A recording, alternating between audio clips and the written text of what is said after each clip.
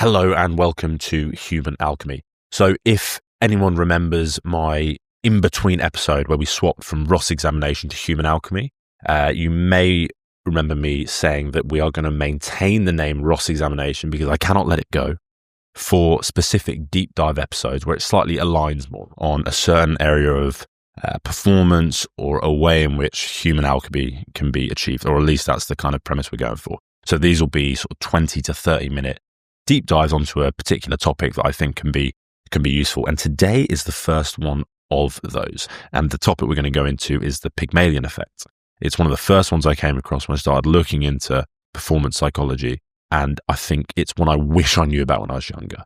It's such a powerful one and it's so well replicated that I thought it'd be a great place to start.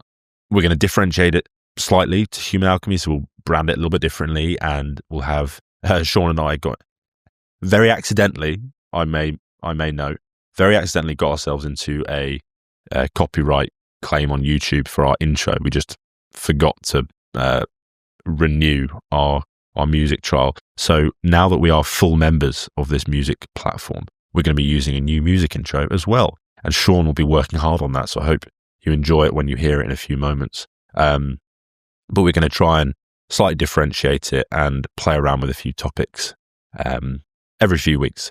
So hopefully you enjoy this deep dive into the Pygmalion Effect. So welcome to the first episode of Ross Examination.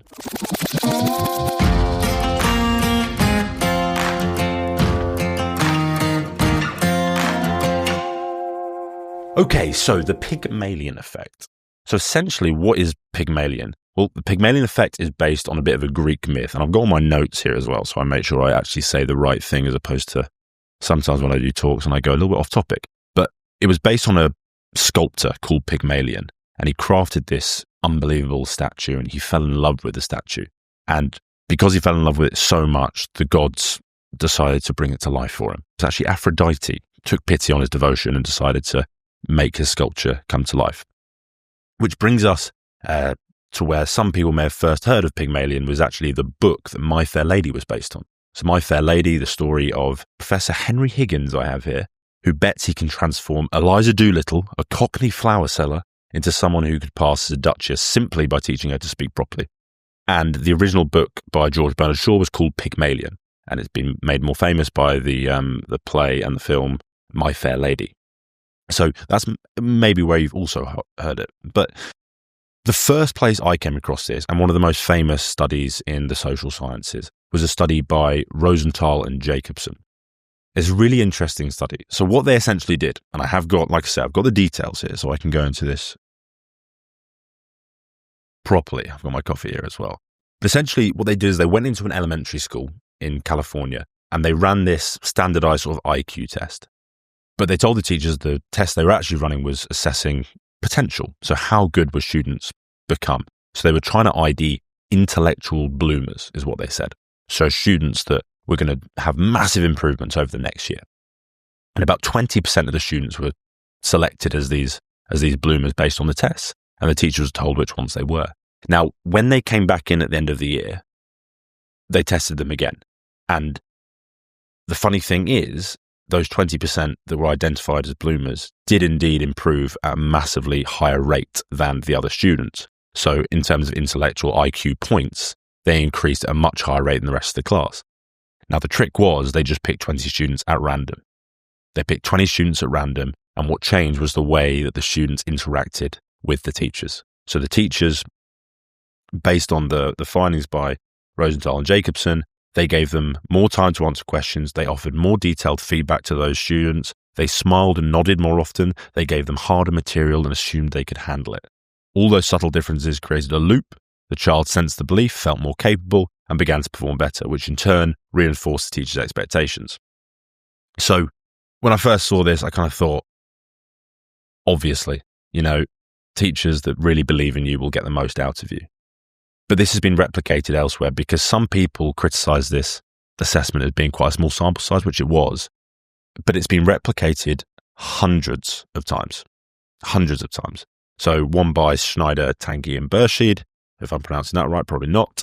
This was all about male participants who spoke on the phone with women they believed were attractive or unattractive based on a photo. The women who didn't know which photo was shown behaved more warmly when men thought they were attractive. So expectations literally shape the interaction. So the women who were believed to be attractive engaged in a much more friendly way. Then, a military training in Israel, instructors were told certain trainees had high command potential and they were randomly assigned. Those soldiers performed significantly better on objective measures of leadership and training outcomes.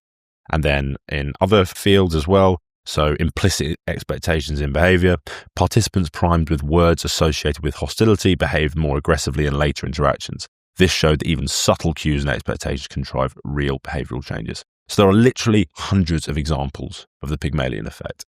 And the essential point is this: the way in which we interact with people will frame the way they behave. As I say, hundreds of different tests. The Pygmalion effect is actually where we get the best out of someone. The opposite of the Pygmalion effect is something called the Golem effect. The Golem effect is where we treat someone like they're bad and they become bad. And it's really interesting on this one. I've found, certainly myself, that if someone starts to annoy me, everything they do then bothers me. And it becomes this almost self-fulfilling prophecy of, I expect this person to be bad, therefore I start treating them a little bit worse. Me then treating them a little bit worse makes them act slightly worse, and then they act worse. I see that and go, as I thought, and round and we go until it deepens and deepens and becomes a self-fulfilling prophecy. So if we build this as kind of like a map, and I'll try and do this for people listening, is the first thing that happens is others' expectations about us influence their behavior towards us. I've got this little diagram here, so I'll put it up. So others' expectations about us influence their behavior towards us. Their behavior towards us influences how we see ourselves. Then how we see ourselves influences our behavior. And then our behavior towards others influences their beliefs, reinforcing their expectations. So you can kind of see, if I take an example, others' expectations about us influence their behavior towards us. So someone doesn't think we're very funny, so they maybe don't laugh at one of our jokes. Their behavior of not laughing at our jokes influences how we see ourselves. They didn't laugh at my joke, therefore I'm probably not that funny. How we see ourselves influences our behavior. They didn't laugh at my joke, therefore I'm not funny, therefore I'm probably going to tell less jokes. Our behaviors towards others influences their beliefs, reinforcing their expectations. Well, I'm not telling as many jokes, therefore people aren't laughing at anything I say because I'm not making the jokes, therefore they think I'm even less funny because I never make any jokes, and their expectation happens again, and round we go. So you can start to see how this happens, and it can also happen in a positive way. You know, you make one joke, someone laughs, maybe I'm funny, I'll make another joke, and again and again and again. So this is how the nature of the wheel works, and I think the more and more you look into this, the more it becomes more solid. So it's also not just what's said, because we can all probably say the right things. If someone doesn't really believe in you or doesn't like you that much, it's rare they'll actually say it. It's much more in the body language. I once had a coach who had clearly worked on growth mindset, and the whole idea, sort of Carol Dweck, growth mindset, is that you always think about getting better. Essentially, if we break it down to its core, it's always about how can we be better? How can we be better? And I had a coach that clearly read about this, and we were doing some kicking drills. And usually he'd get annoyed with me if I got something wrong. And he clearly changed his tack for this session. So I made a bad kick, and he kind of went, okay, all right, don't worry about that. What could you do better? And I was like, okay, yeah, I could probably point my foot more and follow through a bit better, keep my head down. He said, brilliant, try it again. And I spooned the kick off to the side. And so this time he was a little bit like, all right, it's all right. What would you do better? And we kept going along doing this. And finally, I muck up the kick again. And he says the same thing, what could you do better? But his body language looked like he was just completely at the end of his tether. And I can completely feel that. So a lot of our reading of cues of whether people believe in us or not is actually subconscious things that are given away. So we have to actively try and maintain the body language and the cues that we really believe in someone, even though the evidence might not be there. Otherwise, that self-fulfilling prophecy is going to start.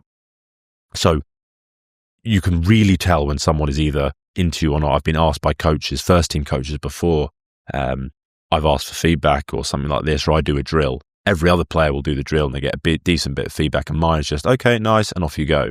You can tell they don't even really care about your outcome, which is probably even worse than a negative reaction. At least if it's negative, there's a care there, but it was almost an apathy.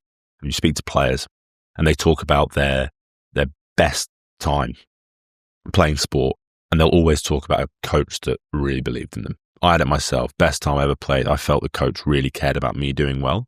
And what that does is it basically raises your ceiling for performance. When you think someone doesn't rate you, what you often do, what most players do, is they try and rid mistakes or reasons for them not to like you.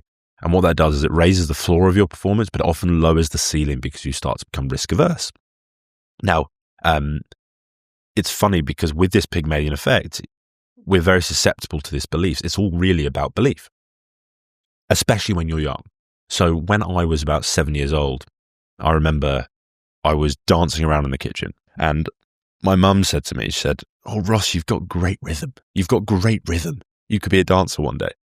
And I remember that today. Now, for clarity, I do not have great rhythm. I am not a very good dancer. But I still have this belief in the back of my head that if it really came down to it, if I really wanted to sharpen my tools with dancing, I could do it because of this inner belief that I actually do have rhythm. And as soon as I have a few drinks and I'm in a club or something like that, maybe it comes out. This is my time to show my rhythm.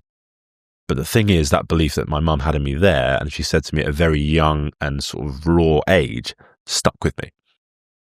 Even though a lot of the evidence points to me not having much great rhythm. Now imagine if that was a negative.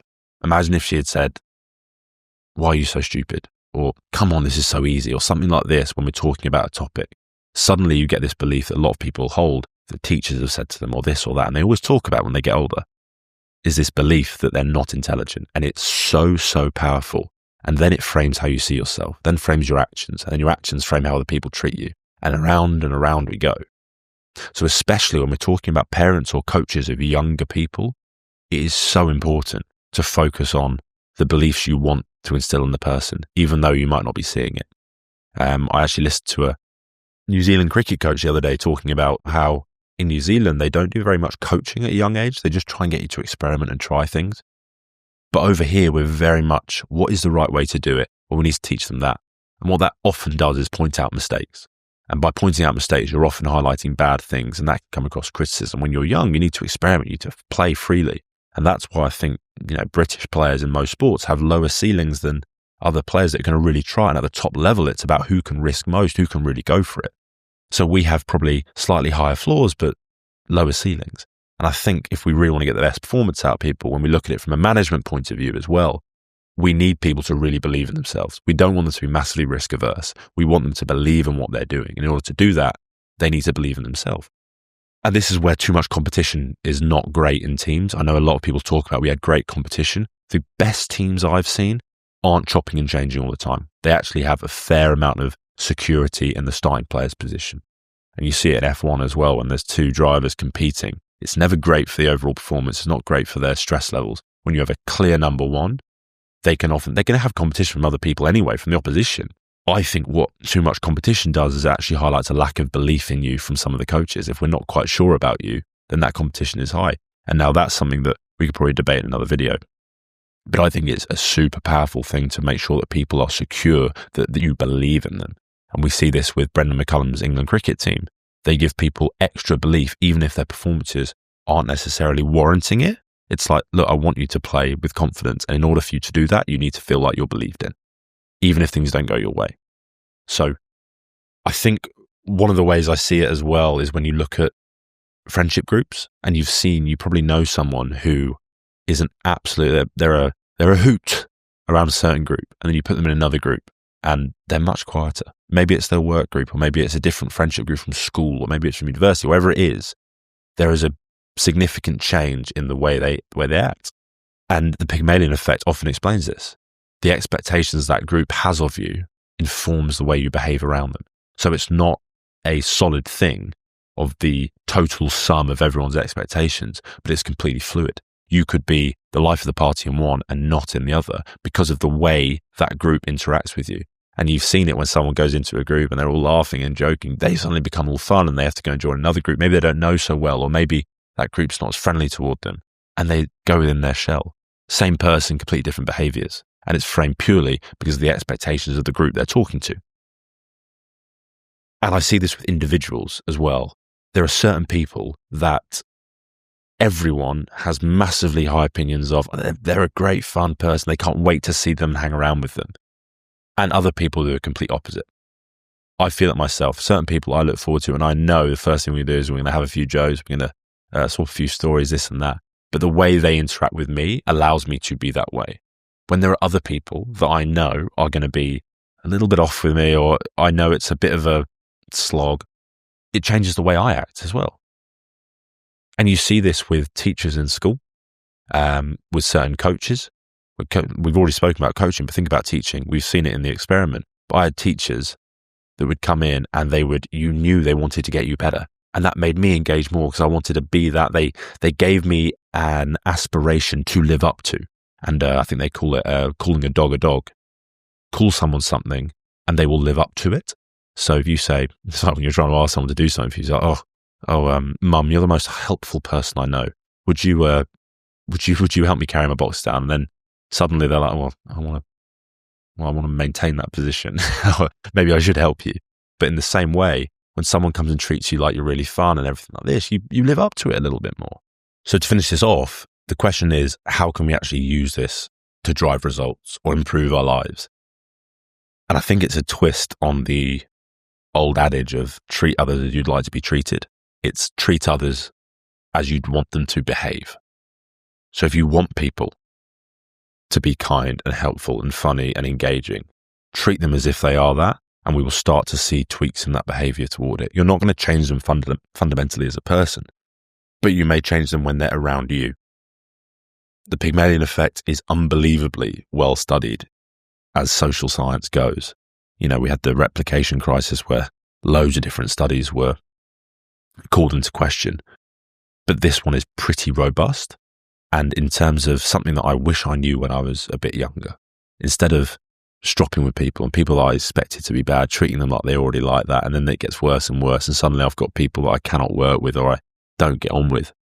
I look at other people that are just magnets to positivity. Everyone seems to like them and get on with them, and kind of think, how do you like this person that I find absolutely detestable?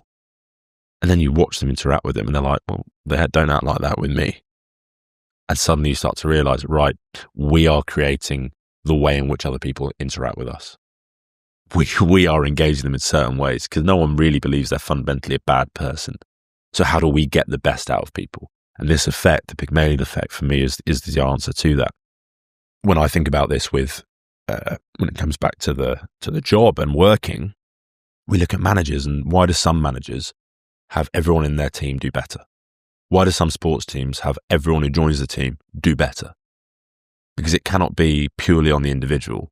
It's the environment that's created without them, the belief that is instilled in them, and the way you treat them. So managers, that everyone comes into their team, they give them the best shot, they really big them up, all this sort of thing, and suddenly no one's ever believed in me before. This person believes in me. I'm going to bring my best self out. So when you go away from this, have a little think about how you can get the best out of people. Who is it that you want to treat you in a certain way? We know that managers and coaches and teachers who are sort of above in the learning cycle, they're the ones teaching. But we can probably do it the other way as well, treating the coach or the manager like they are a great manager. Maybe they then treat you in a better way, so we can reverse engineer it. And the final one as well is actually Pygmalion affecting or golem affecting ourselves. The beliefs we have about ourselves informs our behavior. And then our behavior forms our outcome then forms our expectations, and round we go. I think that's why it's so important to treat yourself with the same respect that you're trying to treat these other people with, because you're going to start framing your own outcome. You're going to Pygmalion yourself. You're going to golem yourself. So I think I wanted to start with the Pygmalion Effect because I think it's one of the easiest to implement and one of the most powerful and one of the most well-researched. And it's pretty applicable across all disciplines. It's basically human interactions that we can use the Pygmalion Effect to our advantage.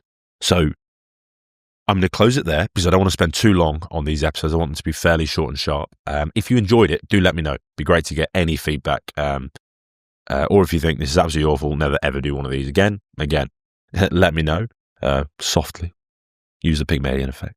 And so next week we have a fantastic guest, a man named Dave Pounds. So make sure to tune in for that.